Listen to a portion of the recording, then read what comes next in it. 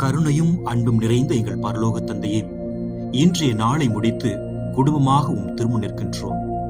திக்கற்றவர்களின் வேண்டல்களுக்கு நீர் செவிசாய்ப்பீர், அவர்களின் மன்றாட்டை அவமதியாதீர் என்றும், சிறைப்பட்டோரின் புலம்பலுக்கு செவிசாய்த்து சாவுக்கென குறிக்கப்பட்டவர்களை விடுவிப்பீர் என்றும் உமது திரு வார்த்தை எங்களுக்கு உறுதியளிக்கின்றது. ஆண்டவரே, இந்த நம்பிக்கையோடு எங்கள் ஜெபத்தை உமக்கு செலுத்துகின்றோம்.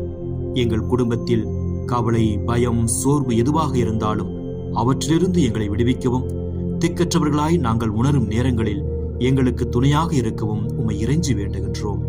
பாவத்திலும் பலவீனத்திலும் சிறைப்பட்டிருக்கும் எங்களை விடுவித்து உமது கிருபையால் புதுப்பித்தருளும்.